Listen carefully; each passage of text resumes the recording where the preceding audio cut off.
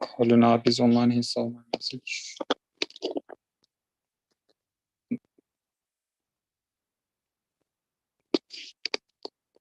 Assalamu alaikum wa rahmatullahi wa barakatuh. Today, inshallah, we are continuing from the Quran topic, one of the pillars of belief, the miraculousness of the Quran. Inshallah, today we will talk about the comparison between present-day civilization, the wisdom of the Quran, and how they offer happiness. And we will talk about some concepts, inshallah, 5 concepts like force, benefits, conflict, racialism, nationalism.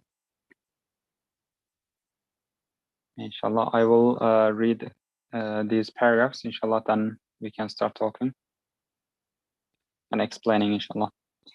أعوذ بالله من الشيطان الرجيم بسم الله الرحمن الرحيم والصلاة والسلام على سيدنا محمد وعلى آله وصحبه أجمعين. At the second degree, like the proofs in the 12th word, it is to summarize a number of principles.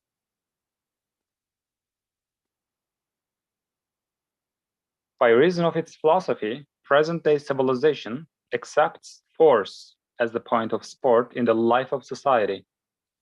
It takes as its aim benefits and considers the principle of its life to be conflict.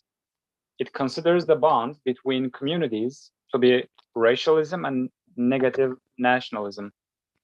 While its aim is to provide amusement for gratifying the appetites of the soul and increasing man's needs. However, the mark of force is aggression. And since the benefits are insufficient to meet all needs, their mark is that everyone tussles and jostles over them. Everyone fights over them. The mark of conflict is contention. And the mark of racialism, aggression, since it thrives on devouring others. Thus, it is because of these principles of civilization that despite all its virtues, it has provided a sort of superficial happiness for only 20% of mankind and cast 80% into distress and poverty.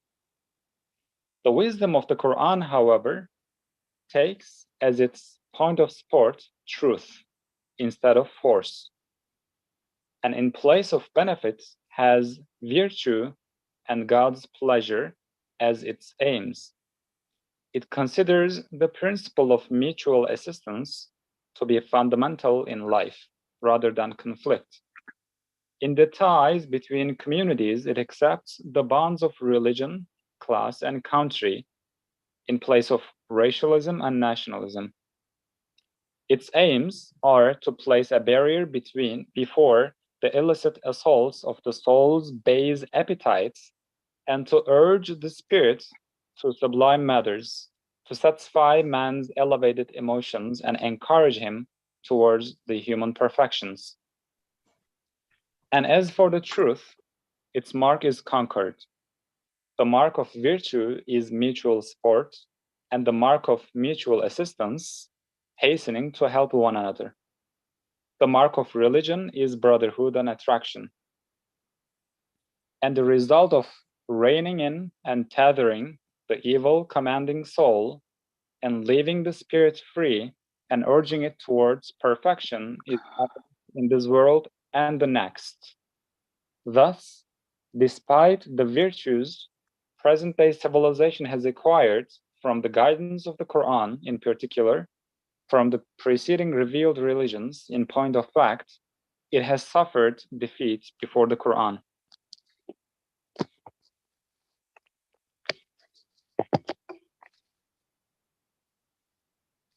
So these concepts, I guess, we can talk, one by one. Maybe we can talk about force.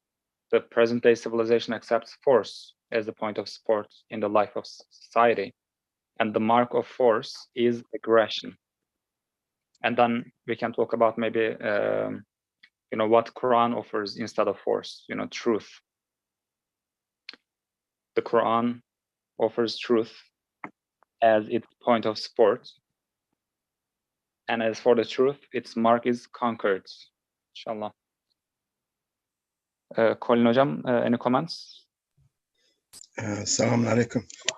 Alaikum. I think what Ustad is doing here is he's bringing together these two antithetical currents, which elsewhere in Quran he characterizes as line of philosophy and line of prophethood. It's also characterized as the tree of Tuba and the tree of Zaqum. These are all binaries, and existence is built on the whole notion of binaries, actually. We know that the divine names can be reduced to a binary of Jamali and Jalali names. These are the names which, when they complement each other and come together, they are responsible for presenting to us this whole notion of diversity and difference. So without these binaries, we would not be able to understand anything. And these binaries actually take root in human social life. And as Ustad says, you know, they are characterized by these two currents. One current is predicated on the centrality of revelation, and the other one is predicated on the centrality of reason. But reason without the aid and assistance of revelation. In other words, we are talking about the Hizbullah and the Hizbul Shaitan, basically. We're talking about these two currents, which find, you know, this kind of manifestation in human society as the civilization of the lost and the broken, and the civilization of the Quran, which is what Ustad here is comparing. And he's saying here that the civilization of the Quran is built, among other things, on truth, whereas the civilization of the lost and the broken is built on the ability to force your idea onto other people. And this is what we find. So it is sometimes actual force, you know, through colonization, through imperialism, and that is all based on the stealing of resources, you know, the theft of resources. And the excuse is that, you know, we need resources, so we need to go look for resources elsewhere in the world. But what they do is they subjugate and subdue other people, and they force them into their way of thinking, their way of living, their way of existing. And this trickles down into all of the individual societies, because this world is all that these people have. And they are still enamored of the notion of eternity. They try to create their own particular heaven on earth. And we have examples of this happening in the Quran, you know, where there are the two people talking, and one of them has a garden, and his friend says, you know, you should say Bismillah when you step into your garden. And he doesn't, and the garden is destroyed. So the garden there is a kind of metaphor for progress in this world, and the building of one's own personal heaven on earth. Now, if you don't believe in an actual heaven in the hereafter, you will try to construct your perfect society, your utopia, your own particular heaven on earth. You will try to construct it in the here and now. And that has always led to not the construction of heaven, but the construction of hell. With all of the political currents and streams that we've seen, socialism, fascism, communism, they have all tried to create a utopia, a heaven on earth, because of their failure to believe in the hereafter. And what they have done is they have been successful in creating hells on earth. And basically, the society and civilization of the broken and the lost, of the unbeliever, is a hellish civilization, in which there is happiness of a sort for only a minority, as Ustad says in here, maybe 20%, maybe even less than that. Life is always difficult. Life is a struggle. This is what they say. Life is a struggle. Nature is red in tooth and claw. Wherever they look, they don't see mutual assistance in the universe. They see hostility and conflict. So I've said a lot, too much, but I think this is a sort of a kind of introduction into this setting up of this binary that Ustad does in this particular treatise, in this passage. Thank you. Jazakallah. Yani, I never thought about it like a manifestation of Allah, and it is actually, right? Like everything, it is the manifestation of Allah Jalali and Jamali. These two currents, and it's a good parallel, you know, like hell. You know, hell is also a manifestation of Allah, Jalali manifestation of Allah, and the people who are in the other currents, like who are opposing Quran, they are making a hell in the earth as the manifestation of Jalal in this world by conflict, right? Struggle, all those distress that we face in this world right now. Yeah, I think you're right. It's difficult to articulate this because these passages are so rich and so dense. And as you said before, I think we need to unpack them, unpack the passage, you know, concept by concept, because it's so deep. You know, like all of his work, it's deep. But this one in particular is important because we are living in this situation now, and we need to understand, you know, that the civilization of which we are now part is a civilization of the lost and the broken. And we have an alternative, and that is the civilization of the Quran.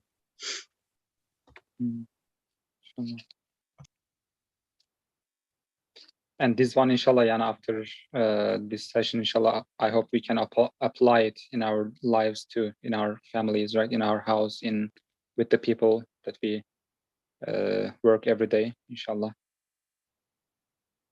And then we can have Islamic civilization, starting from the family to the countries, inshallah, applying these principles, these concepts. The first one is force. Jezmabi, any comments on this? Like we can maybe start one by one.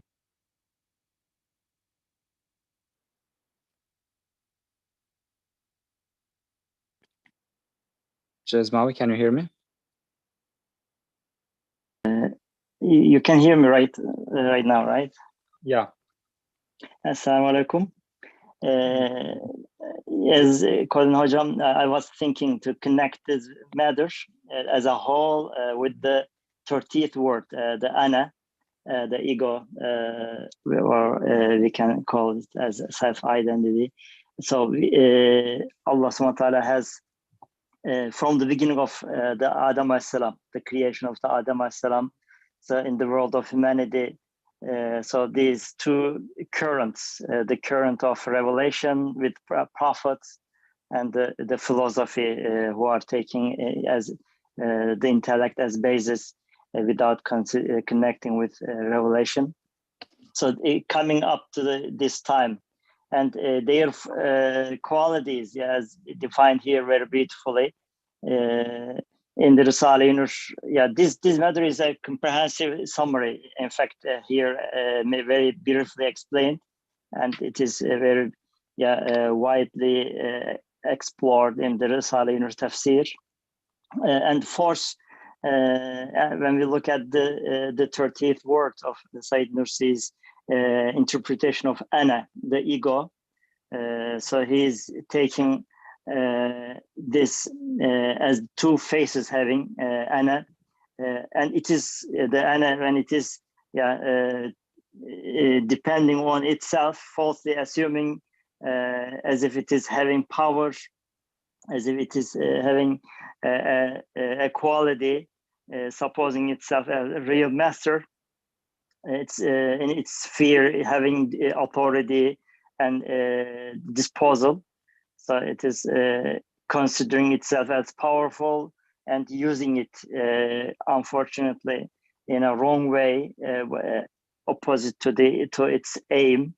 So considering might is right, and it is supposing that all power to the strongest and the winner takes all, and there is right in the power.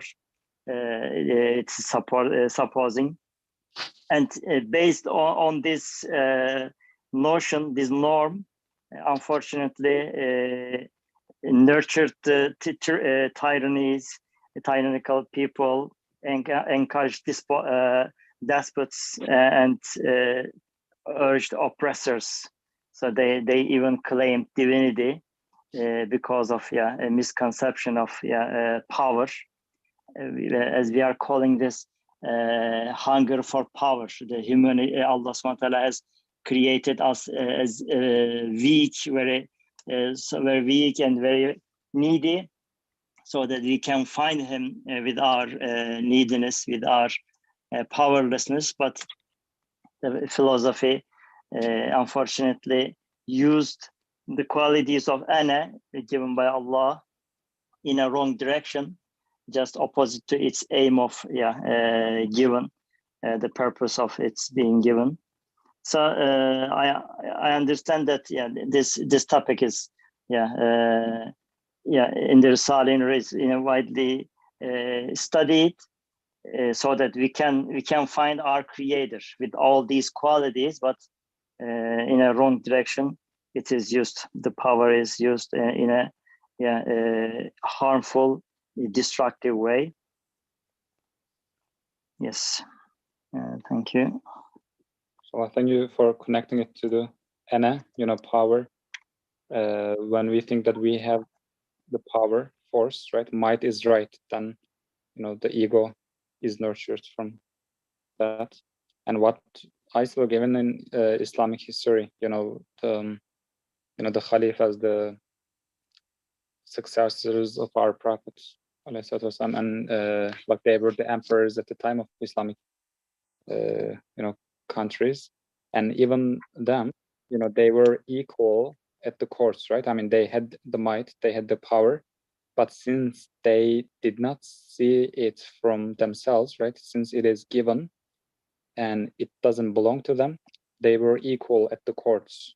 The Khalifa was equal at the court with a common person, even though he was like an emperor of the state. And in many other, we can give many other examples to that. And it's, quite related to ana, right? Ego, and how we don't own it. And with that, we can inshallah connect it to the Colin Hocam. You can also inshallah make comments on, talking about force as the point of sports in the life of society, and as but the wisdom of the Quran offers truth instead of force, right? Might is not right, the truth is right, and the mark of truth is conquered, inshallah. I liked what Brother Jesmi said, that linking it to ana is given to us in order for us to be able to find our Creator. But actually, what we do most of the time is we find Fir'aun in our own nafs, because we find all of the names there, all of these glittering gems, these beautiful jewels of the names. And instead of submitting them and instead of attributing them to their rightful owner, we take hold of them and we appropriate them for ourselves. And we believe that they are ours. And this is the great danger of awareness of the names. The theology of the names, of course, is Nursi's greatest gift to the academy, to knowledge and learning. His theology of the names, because everything is based on the names. And when you discover in yourself these little, what Ustad calls samples of the names, which are put there solely for us to understand their true owner and to attribute them to our true owner, what happens is that we like them so much, we fall in love with them so much, and we admire them as part of our what we think is our God-given right. We think we are entitled. We think they are part of us in reality, and when in fact they are only reflections. And this is the great tragedy of human being, that these names are put there in order to be indications of the Creator, but what they end up as being is indications of this great self-worship, which ends up in creating pharaohs. And of course, Pharaoh wants to rule by might. because truth doesn't really mean very much to Pharaoh. Truth is an unfortunate side effect of existence for Pharaoh. It's more easy for Pharaoh to force his ideas and force his rule onto others. And this is what we do. And we justify it by saying that this is how evolution has acted. You know, might is right, and the survival of the fittest. And you know, this is the great tragedy of human beings. You know, we can turn it into a great victory, but mostly we turn it into a tragedy. We wear the clothes of God and they don't fit and we look stupid in them, but we carry on.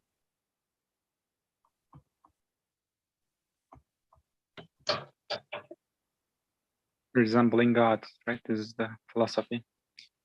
Yes, yes. Instead of reflecting God, resembling God. And unfortunately, our scholars make it worse by telling us that we have to perfect ourselves, self-perfection. This is a very, very bad interpretation of the notion of tazkiyeh nafs, you know, of the purification of the nafs. They say you have to perfect yourself. And this actually presupposes that we have something that can be perfected, but we don't. There is nothing in the human makeup that belongs to human beings which can be perfected. And all of these self-help books that you read out there, whether they are written by believers or by non-believers, they are all based on the premise that we have some capital. You know, we have something that can be bettered, perfected, ameliorated, polished, grown, nurtured, but we don't. All we have is a mirror, and all we can do is to keep that mirror from getting dirty. That's all. And it's even against, you know, I know, as you said, like for hundreds of years that has been kind of the case, right? I mean, I don't know if I got you right, like you need to better yourself, like commit lessons and be perfect, read more Quran, like to even Islamic notion gain more rewards.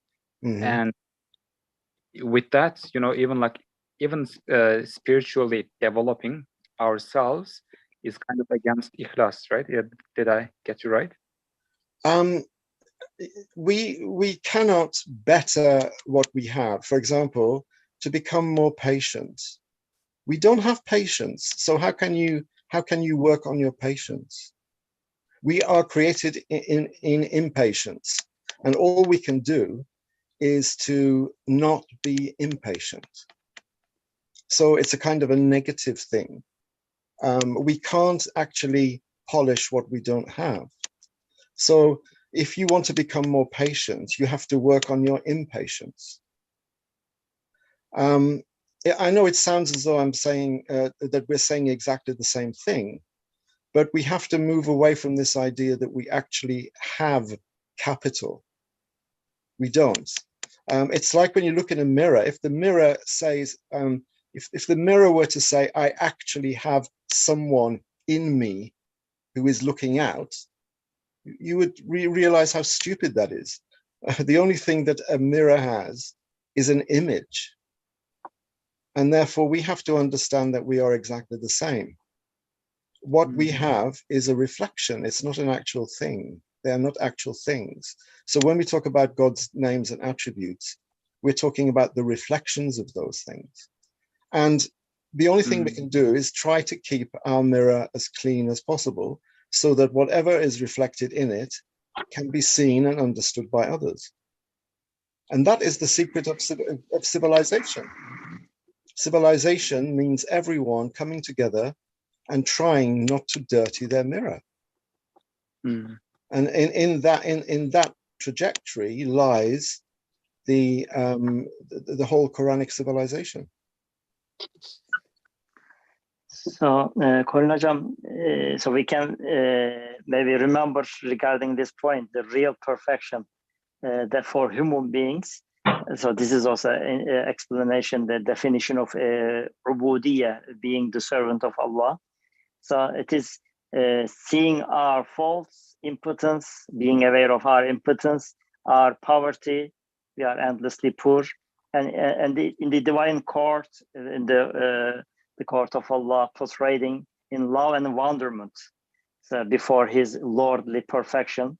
So being aware of our deficiencies, so that we can search for His power. We are aware of His.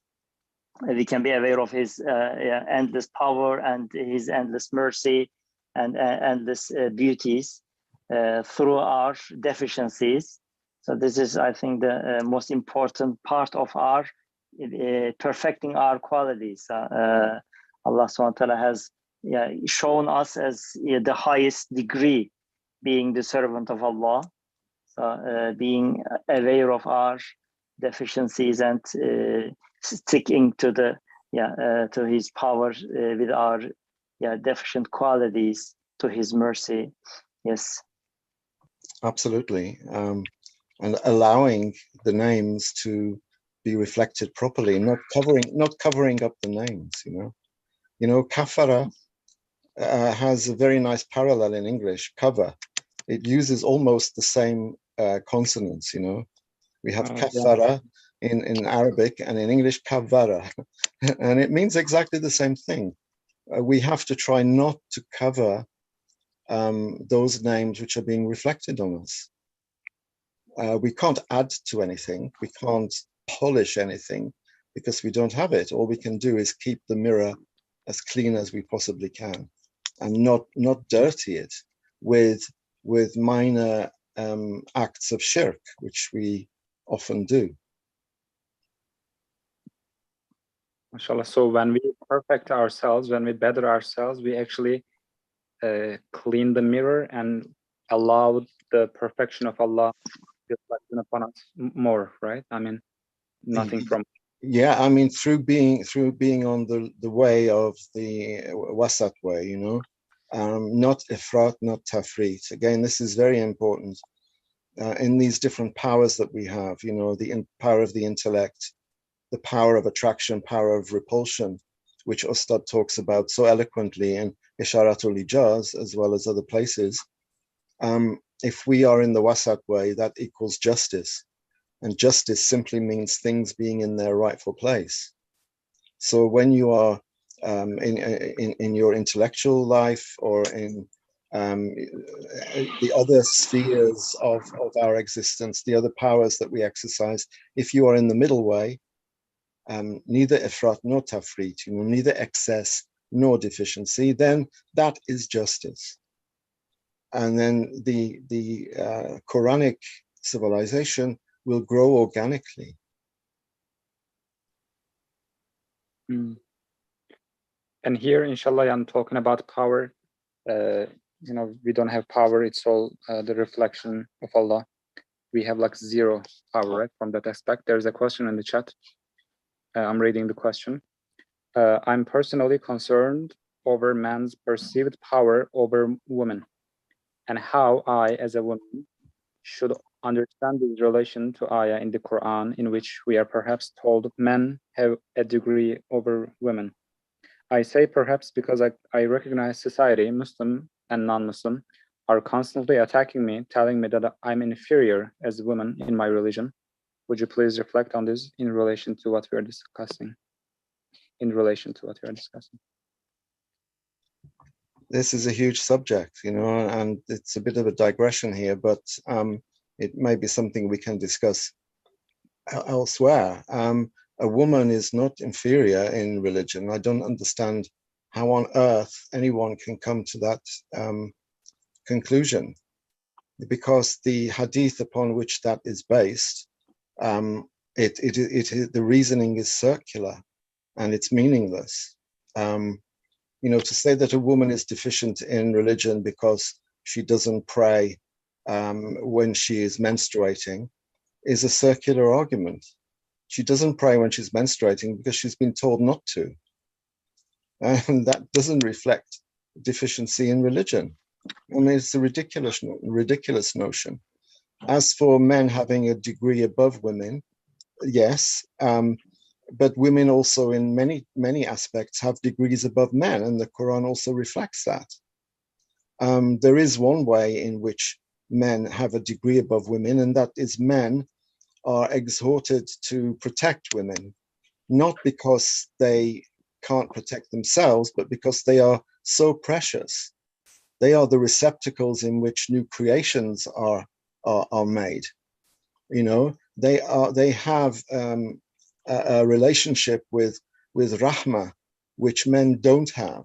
I mean, men also have relationships with Rahma, but the way that women manifest Rahma, generally speaking, is something awesome, and that needs to be taken care of and looked after. And this is why, generally speaking, men are the guardians of women, in the sense of they have to look after them. So that is the degree that they have. And I don't think it's a degree above, it's just a different kind of responsibility. Different reflections. And we can say, I always remember Maryam, alayhi salam, right? I mean, she was above maybe 99% of men at her time, right? And Allah Ta'ala, in the Quran says, inna akramakum, the most honorable one, the most highest one is the one who has more taqwa, right? Absolutely, so we can't tell who is above and below. On a social level, on a socio-political level, Islam is a patriarchal religion. We can't run away from that, and that's absolutely no problem. Generally speaking, and I always use this because some households are run by women. Some women are the guardians in their household. For example, if a man is injured or has a long-standing illness and can't work, the woman may be the guardian of the house, in a sense. So these things, shouldn't really be taken as indicating the inferiority of women. And I always say that, if women, according to these men who are rather misogynistic and rather sexist, and they say that women are inferior, if they were, why do men entrust their children to them to educate? If they say that a woman's place is in the home to educate the children, I wouldn't leave my children with someone who is inferior in religion. This is just a crazy notion. So we have to unpack all of these discussions. If people are telling women that they are inferior in religion, that statement itself is a sign of intellectual deficiency, and they should be embarrassed, whoever says that. I don't know whether that has placated our question or not, but and I also, when you mentioned compassion, right? Rahim, the manifestation of compassion of Allah is Rahmah, is Rahim. Also mentioned many parts in the Risale that they are reflected more on women, right? This compassion over men. And with that, generally speaking, yes. I mean, there are always going to be exceptions, but the exception is there to test the rule, and to we shouldn't look for exceptions. You will find them. Some women have very little maternal instinct or maternal sentiment. There are some, who don't who don't want children, or who can't really relate to children. There are lots of reasons for this. It would be a digression, but these are exceptions. These are exceptions. And look how much the mother is venerated in our tradition. Mothers. Heaven is under the feet of the mother. What does that mean? These are vast statements. So yeah, I think if someone is telling a woman that she's inferior in religion, I think they have to check themselves. Jazakallah. Maybe any comments? Or... Yes, yeah, as Colin Abi mentioned, yeah, very beautifully. Maybe it may be enough. We have many parts regarding this, the comparison of the Quran and philosophy. Maybe we can discuss the benefits. So those, maybe very briefly, those who are considering, in Islam the women are deficient or inferior, maybe they are unaware how Islam is putting a woman in a very very high condition, as mentioned, motherhood. So it's very high position in Islam.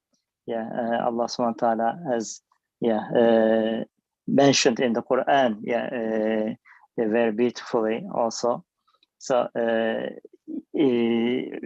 showing respect, the ones, for parents, especially mother, very, the rights of the family, especially women, very perfectly put in the religion. Alhamdulillah. Maybe it may be enough for the time being, but we can discuss the benefits, how Islam, Quran is looking to the benefits. What is the goal in the life for a human being, and how philosophy is looking. We can discuss maybe that part. Yes, present-day civilization accepts, takes benefits, right, as its aim. And since the benefits are insufficient to meet all needs, their mark is that everyone tussles and jostles over them. Everyone fights over the benefits. However, the wisdom of the Quran, in place of benefits, has virtue and God's pleasure as its aims, right? Our aim is not, our own benefit, but God's pleasure and virtue. And the mark of virtue is mutual support.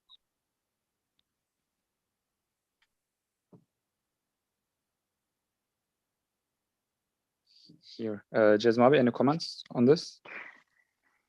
So here the expressions, the benefits are insufficient to meet all needs. So always, if in the community, in the society, if the benefit is the target, there will be always conflicts. There will be always tussling and jostling over the benefits. So the conflict cannot be resolved all the time, because people fight on all their benefits. There will be no unity in the society. So the solution in the Quranic civilization, the solution is taking our aim in their life, the pleasing of Allah. So and having good quality, so that Allah is pleased with our actions, with our lifestyle. So if that is the target, so our benefit is very higher than the benefit of the evil commanding soul, the lower self. So, but of course, the evil commanding soul never accepts this. Never accepts to obey the one who is creating the whole universe, wants always its own pleasures, lowly pleasures. So so Quran's solution for this, it is not only the happiness in this world, also it is as we are created for eternity, so it is resulting an eternal happiness. But the nafs, the philosophy, they are targeting only one aspect. They are seeing only one way, the worldly, temporary pleasure. Yes. Even these days, everyone thinks, what's my benefit, right? What am I gonna get out of it? What's my benefit? But instead of it, Quran offers, Quran says, in place of benefits, our aim should be God's pleasure, right? In our actions, in our, even the virtues, inshallah. Jazakallah. Colin Hocam, any comments on the benefits part? Benefits are limited for people who don't believe in heaven and hell. Benefits are to be had in this world, and they are limited. And that means that some have to struggle, because life is a struggle, and you have to run after what you can get. And you run after what you can get in this life. You try to create your own little heaven on earth, because your Anna is the one that is calling the shots. You have to prove your superiority over others. This is why human societies are plagued by nationalism and racism. People who believe they are superior to other races. You have to show that somehow, because you want to matter as a human being, as an individual, and as member of a tribe. So you want your tribe to be the best, just like you want your football team to be the best. You want your village to be the best. You want your nation to be the best. And then you want your race to be the best. So this causes antagonism between races.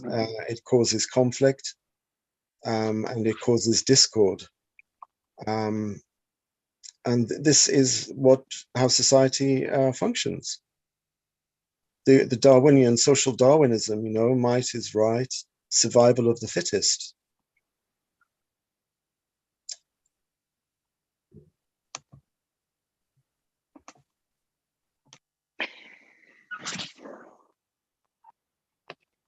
In the one aspect came to my mind regarding this comparison between Quran and the philosophy, and if we ask this question in this comparison, at which point I am, we can personally consider, or Islamic as an Islamic world, really do we follow Quran in these aspects?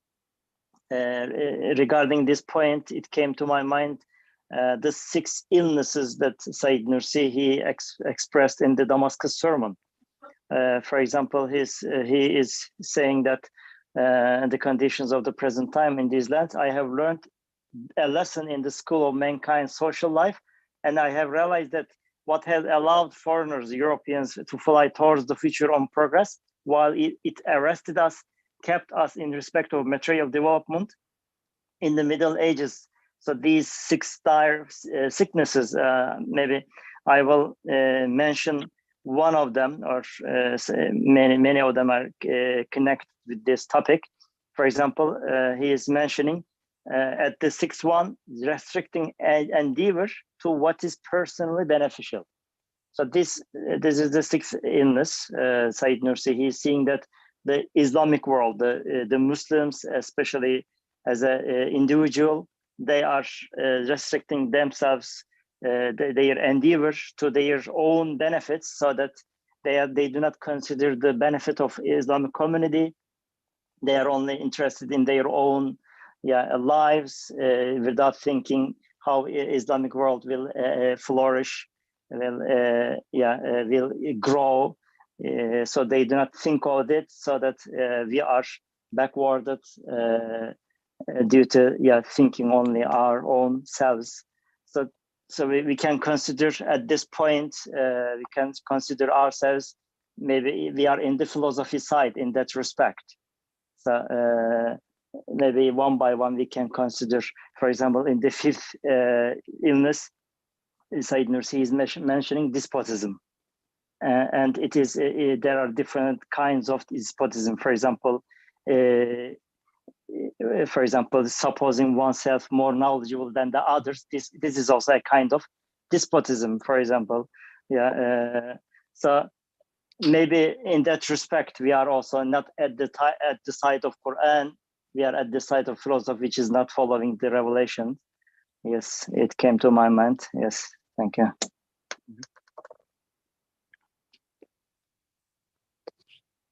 Jazakallah, thank you for referring to other parts too.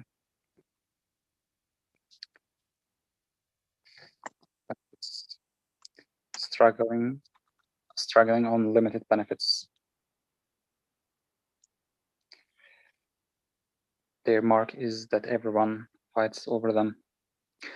I believe this conflict is also kind of related to it, right? The third one is that the present-day civilization considers the principle as the principle of its life to be conflict, jidal. And the mark of conflict, jidal, is contention. The wisdom of the Quran, however, considers the principle of mutual assistance to be fundamental in life rather than conflict, rather than jidal. The Quran considers the principle of mutual assistance.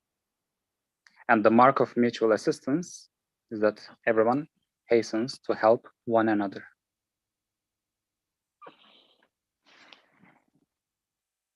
Any comments on this? Cezma?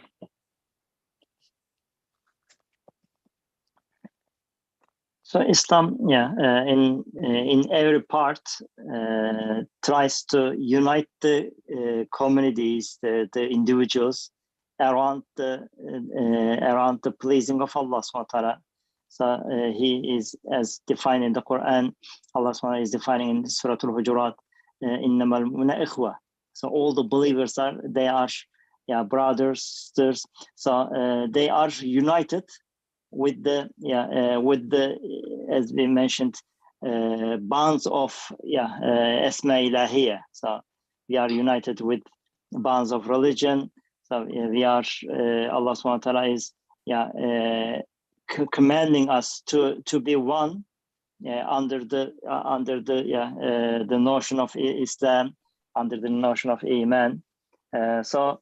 And when we take this, the unity in the society, a healthy unity in the society will be provided. Otherwise, when we take other bonds like racialism, so this is the way of Shaitan. The first racialist is Shaitan. He is supposing himself as superior to the Adam alayhi salam. So started the racialism at first. So supposing as a kind of superiority over others. So this is opposite to the aim of our creation. So we are as the servant of Allah in the court of Allah, we are all equal. Allah subhanahu wa ta'ala has considered, has created us as a human being. So we are equal in the court of Allah as being a servant of Allah. So when we are aware of these, of course, the unity will be, and together with unity, the happiness, the real happiness that we are calling the pleasing of Allah will be provided. Yes. Inshallah, with the mutual assistance. Thank you. Yeah.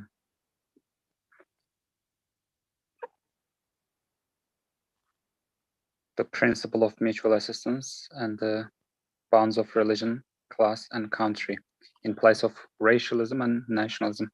Khol Najam, any comments on the conflict part, jidal, and then racialism and nationalism? I think again, jidal and discord come from this mistaken notion that we have some kind of sovereignty and we can do what we want, with our bodies, with ourselves, with our existences, and we can get what we want, and we have to struggle for what we want. And sometimes that makes us unite with other people because we know that without uniting, we can't actually do anything.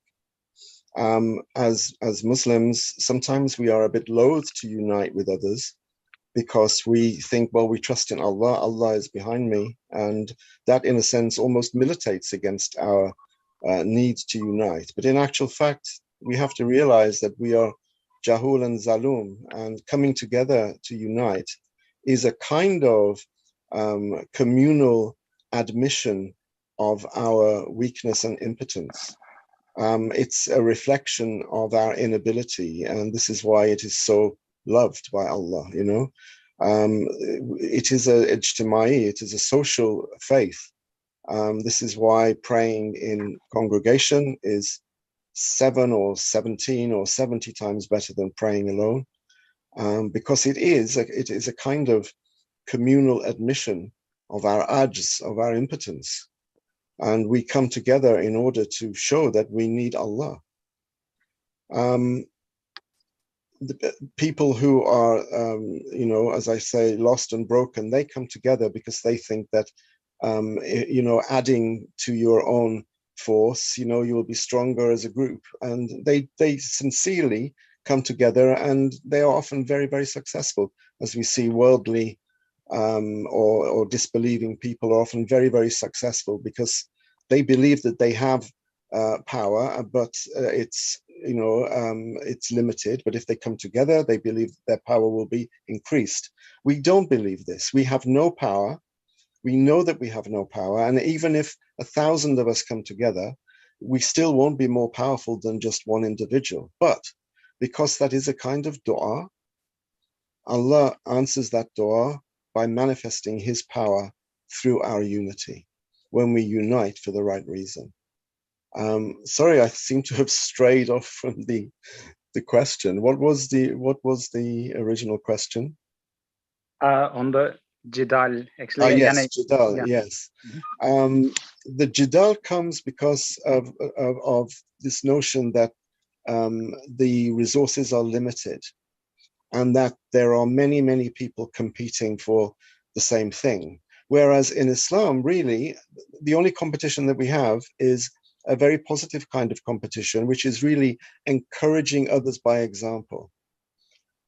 So this conflict comes because of competition which is vicious, which is based on wrong criteria. So therefore, they will struggle and they will do anything they can to get what they want. They will compete against each other. They will cheat. They will lie. Whereas in Islam, the only competition, as I said, that we have is this very benign leading by example. So if you do something good, I think to myself, well, I can do that as well. But even just thinking that I will be rewarded even just for thinking that. And if you do something good and you are rewarded, I can take pleasure in that.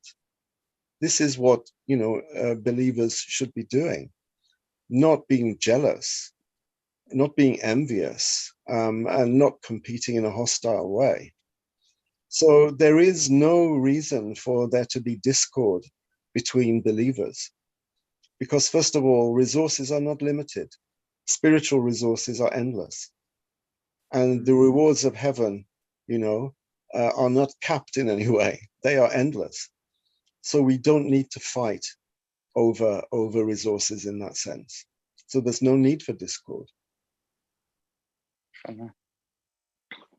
Colin Ajam's point, yeah, very beautiful. In the Surah Al-Mutaffifin, Allah subhanahu wa ta'ala is mentioning the bounties of Jannah. At the end of that part, mentioning that فَلْيَتَنَافَسِ الْمُتَنَافِسُونَ. So those who are competing each other, let them compete in these to get the eternal beauties, eternal bounties. There is no limit in the eternal realm.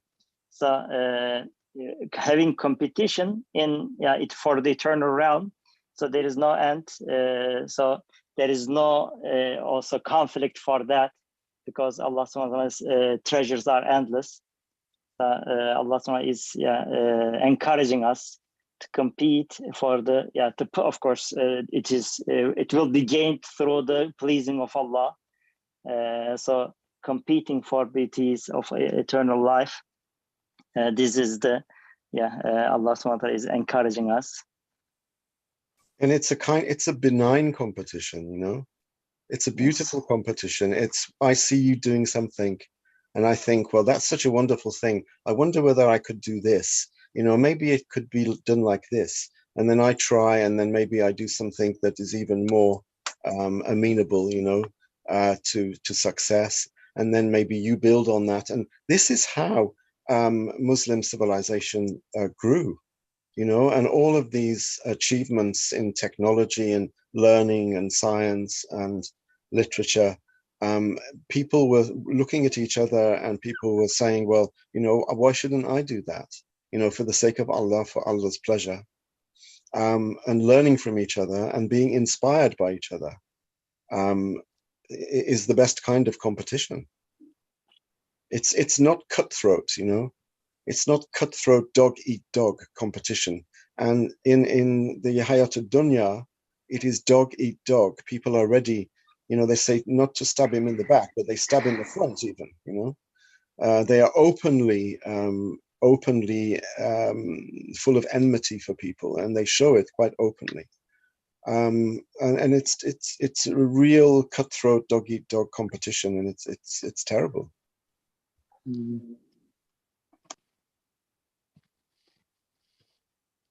Inshallah, also in the universe, you know, I see, you know, as when we observe the manifestations of Allah, you know, we see in the universe mutual assistance, right? Even the, you know, great things run to assistance of the small things, not having any arrogance, but helping one another, hastening to help one another.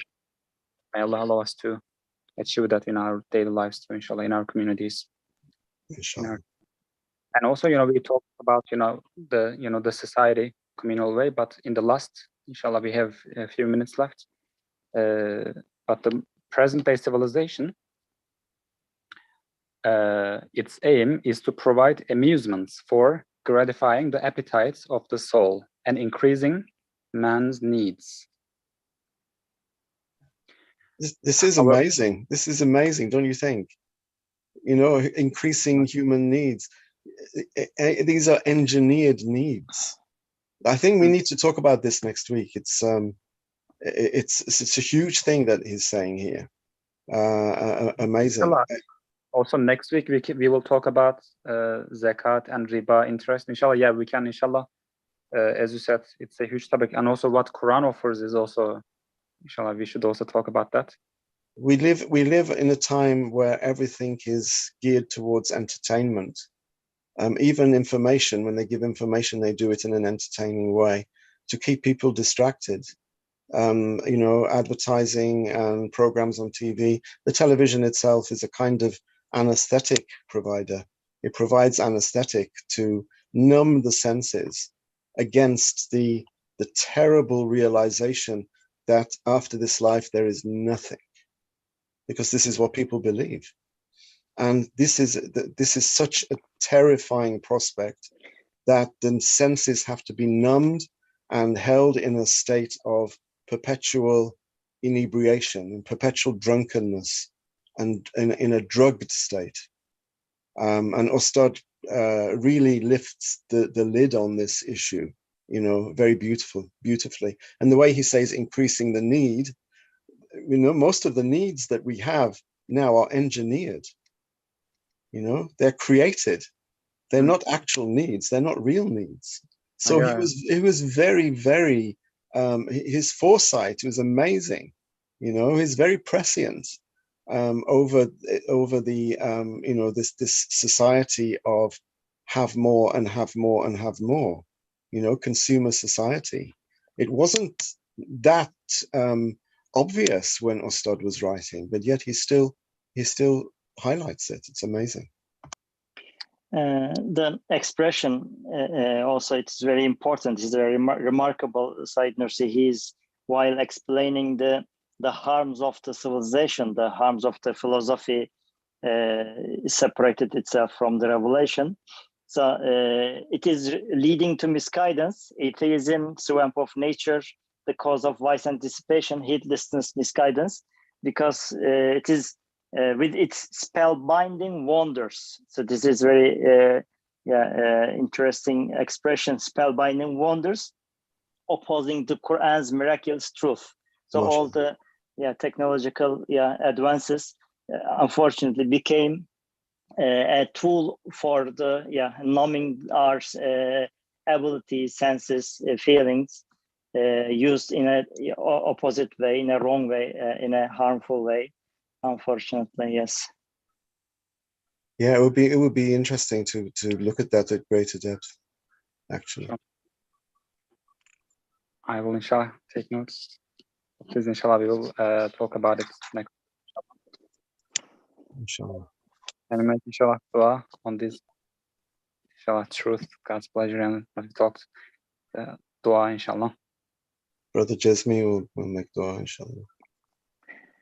Inshallah, may Allah make us understand this truth of Quran and use it in a correct way and benefit. May Allah benefit us by learning all these for this worldly life and for the hereafter, inshallah. Amen. سبحانك لا علم لنا إلا ما علمتنا إنك أنت العليم الحكيم وآخر دعوانا أن الحمد لله رب العالمين.